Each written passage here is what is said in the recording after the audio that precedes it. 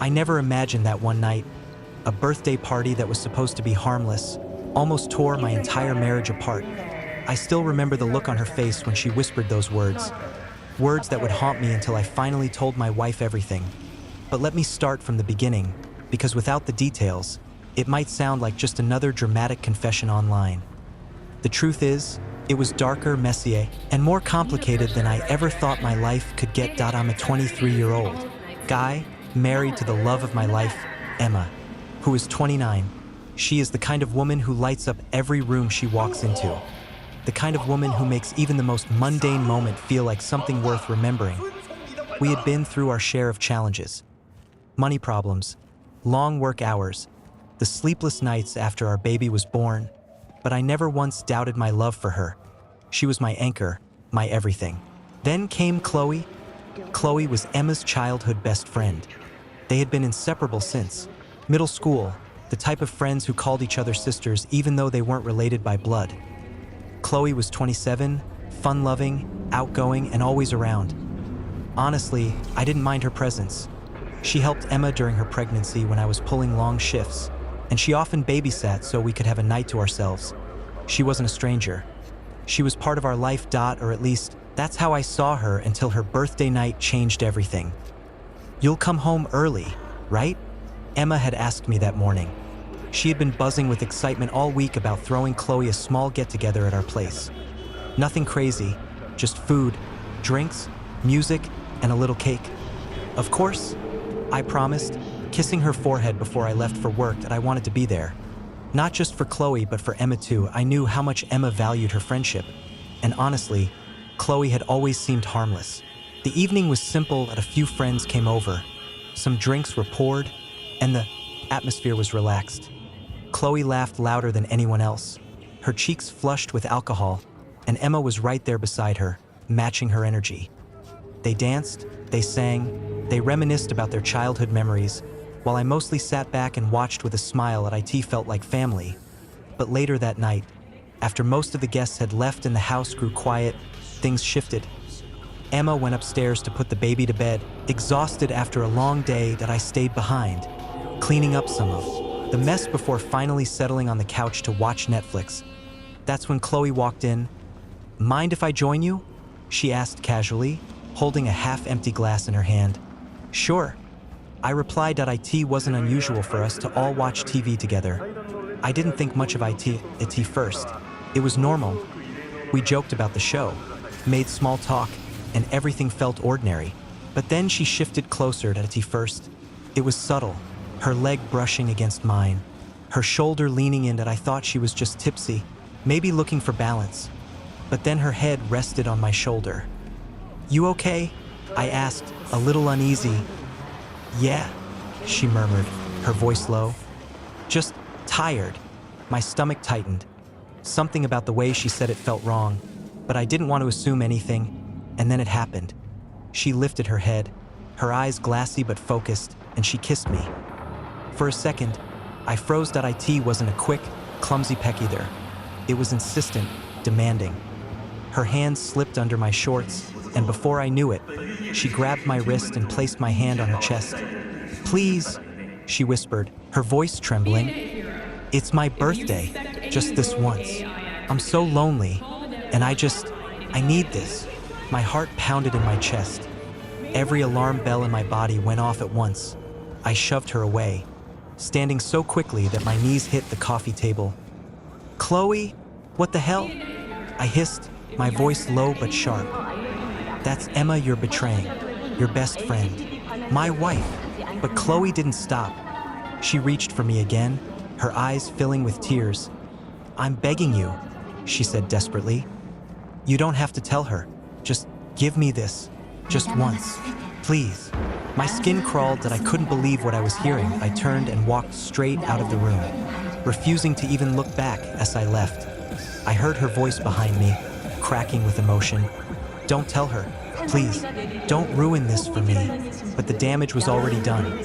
That night, I lay awake beside Emma, my mind racing. I kept staring at the ceiling, replaying everything in my head. The guilt wasn't because I had done anything. I had pushed Chloe away the moment she crossed the line. but because Emma trusted her completely. How could I shatter that trust? And yet, how could I not? The secret gnawed at me, each passing day making it worse.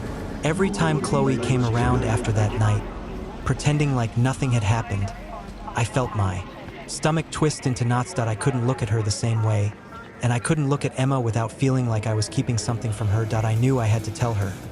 But how? How do you tell your wife that the one person she trusted most in the world tried to sleep with her husband? That's where the story truly begins. The days following that night were some of the hardest of my life. Every time I looked at Emma, I felt like I was carrying a bomb in my chest. The words pressed against my throat, begging to come out, but I couldn't bring myself to say them. How could I? She smiled at me. She kissed me goodnight. She trusted me. And behind her back, her best friend had tried to destroy all of that. The weight of silence grew unbearable. I avoided Chloe as much as I could. Though she seemed determined to act like nothing had ever happened, she'd drop by the house, laugh with Emma, play with the baby, and I would stand there, stiff and uncomfortable, forcing a smile while inside I was screaming. "Are you okay?" Emma asked me one night when she noticed my distance. We were lying in bed, the glow of the lamp casting soft light over her face. "Yeah," I said quickly, too quickly her eyes narrowed slightly. "You've been off, like you're somewhere else. Did something happen?" I swallowed hard. The truth was clawing its way up my throat, but I shoved it back down. "Just stressed from work?" I muttered. She sighed and kissed my cheek. "Don't carry it all alone, okay? We're a team." Those words cut deeper than anything Chloe had said that night. A team. And here I was, hiding something that could shatter her world.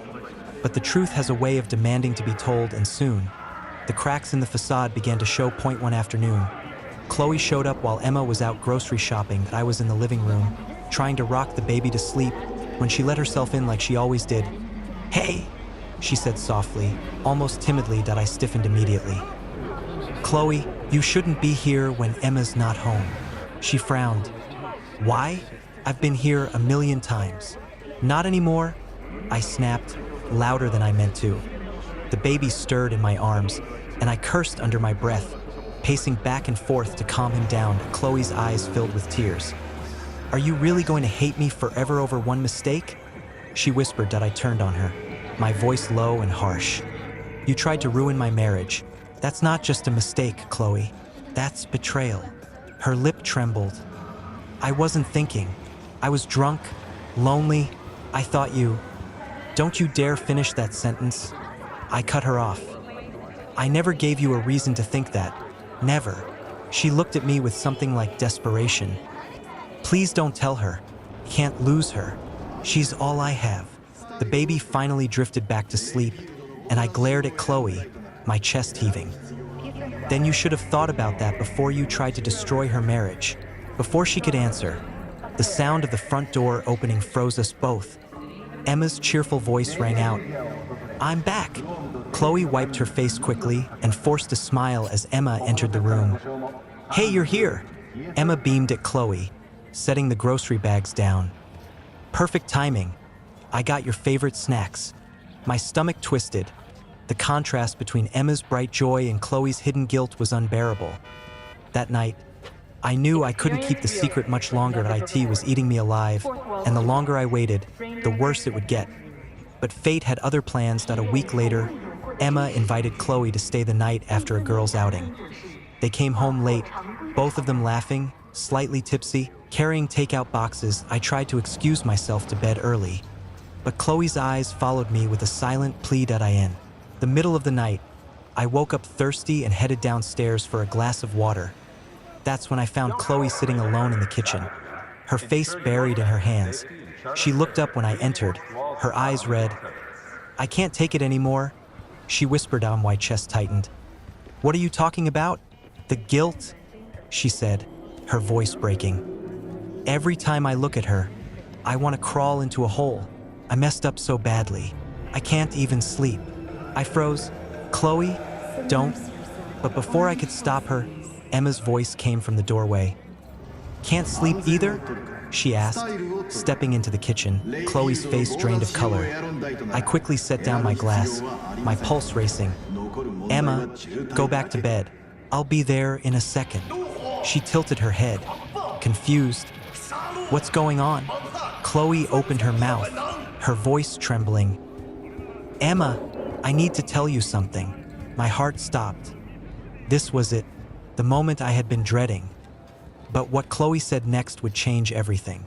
The kitchen fell into a silence so heavy that it felt like the walls themselves were holding their breath. Emma's eyes darted between Chloe and me, confusion written all over her face. Chloe's hands trembled on the table, her lips parting as if the weight of her guilt was too much to carry anymore. Emma, she began, her voice cracking. I did something terrible. My heart pounded in my chest. Chloe, I started, trying to stop her, but Emma raised a hand to silence me. Her gaze locked onto Chloe, her expression soft but curious. What are you talking about? Chloe's eyes filled with tears. That night, my birthday, after you went to bed, I crossed a line with your husband. Emma froze, her face going pale.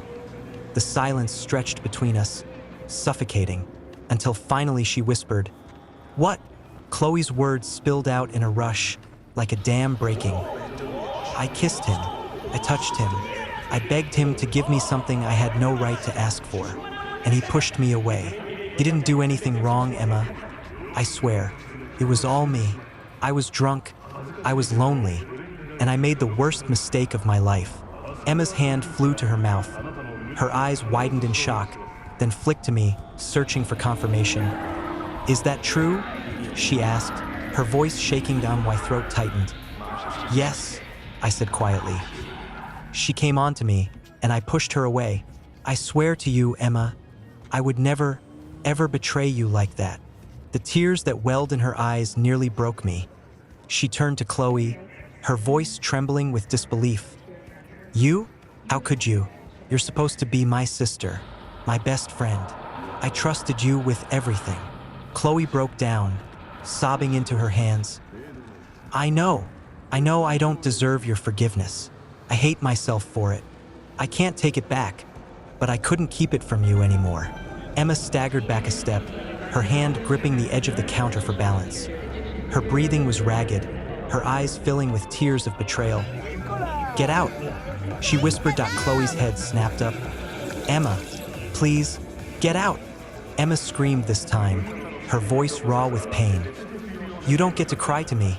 You don't get to sit in my house and act like you're the victim. You tried to destroy my marriage. You disgust me. Chloe stood, her body shaking, and staggered toward the door. She glanced at me once, her eyes full of shame, before slipping into the night without another word. The silence that followed was worse than the shouting. Emma turned to me, her face streaked with tears, her voice barely a whisper. Why didn't you tell me? The question cut through me like a blade that I stepped closer, my hands trembling. Because I was terrified. I didn't want to hurt you. I didn't want to take away the one person you thought you could always rely on. I thought I could protect you from it. Her eyes filled with fresh tears. You don't get to protect me from the truth. You don't get to decide what I can or can't handle. I reached for her, but she stepped back. The rejection stung, but I couldn't blame her. That night, Emma didn't come to bed. She stayed in the guest room, and I lay awake alone, staring at the ceiling, wondering if my marriage was slipping through my fingers. The next morning, the silence between us was deafening. She moved around the kitchen in cold efficiency, avoiding my eyes, speaking only when absolutely necessary. The warmth that once filled our home had vanished, replaced by an icy distance. That chilled me to the bone. Days turned into weeks, and though Emma hadn't left me, she hadn't forgiven me either. She was civil, polite even, but the intimacy we once shared was gone. Every laugh felt forced, every smile a shadow of what it once was. That I tried everything. Flowers, dinners, long talks late into the night, but her walls were up, and nothing seemed to break through. That it was like living with a stranger who wore my wife's face but no longer let me in. And then came the night when everything finally boiled over. We were sitting at the dinner table in silence, the clink of silverware the only sound between us. Finally, Emma slammed her fork down, her eyes blazing. I can't do this anymore, she said. her voice trembling with anger and pain, and my chest tightened. "Do what? Pretend?" she snapped. "Pretend that everything is fine. Pretend that I can just look at you and not see her hands on you, her lips on you. I know you didn't cheat, but the image won't leave my head. And the fact that you kept it from me makes it so much worse." I swallowed hard, my voice breaking. "Emma, please. I only kept it from you because I didn't want to hurt you. I thought I was protecting you." Her eyes flashed with fury. "Protecting me? Or protecting yourself from the fallout?" The accusation cut deep that I opened my mouth to protest, but no words came. Tears streamed down her face as she whispered, "I don't know if I can ever trust you again." And just like that, my world shattered. That night, Emma packed a bag and took the baby to her mother's house. She said she needed space, time to think, and for the first time since I married her, I was left completely alone. Alone with my guilt. Alone with the silence of a house that used to be filled with love. Alone with the possibility that my marriage was over. The days after Emma left were the longest of my life. The house felt like a ghost town, every corner echoing with the absence of her laughter and the baby's soft cries. I went through the motions. Work, meals, sleep, but inside, I was crumbling that I wanted to call her 100 times a day, but I forced myself to give her space. All I could do was wait, and in the waiting, reflect on every choice I had made. That I thought about Chloe, her tears, her begging, her betrayal. That I thought about Emma's face when she learned the truth, the pain in her eyes, the way her voice cracked when she told me she didn't know if she could trust me again. And most of all, I thought about the moment I froze instead of immediately telling Emma everything. That single hesitation had cost me more than I ever imagined. That a week passed before Emma finally called, and my hands shook as I answered the phone. "Can we talk?" she asked, her voice flat. "Of course," I said immediately. "Whenever you're ready." She paused.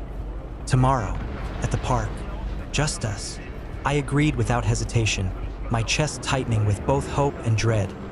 The next day, I arrived early, pacing near the benches until I saw her walking toward me. She looked tired, her hair pulled back in a loose bun, dark circles under her eyes. But she was still the most beautiful thing I had ever seen. "Hi," I said softly. "Hi," she replied, her tone cautious. We sat in silence for a moment, watching children play in the distance. Finally, she spoke. "I've been thinking a lot," she began. "About everything, about us." My stomach twisted. And she turned to me, her eyes brimming with tears. "I want to believe you. I want to believe that you didn't do anything, that you never wanted her, that you're still the man I married. But it's so hard. Every time I close my eyes, I see it. Her with you." I swallowed hard. "Emma, I swear to you," I pushed her away. "I wanted nothing to do with it. You're the only one I've ever wanted. The only one I will ever want." She studied my face for a long moment, as if searching for any crack, any sign of a lie. Finally, she looked away. "The problem isn't just what she did," she said quietly. "It's that you kept it from me. If you had told me that night, maybe I could have forgiven you easier.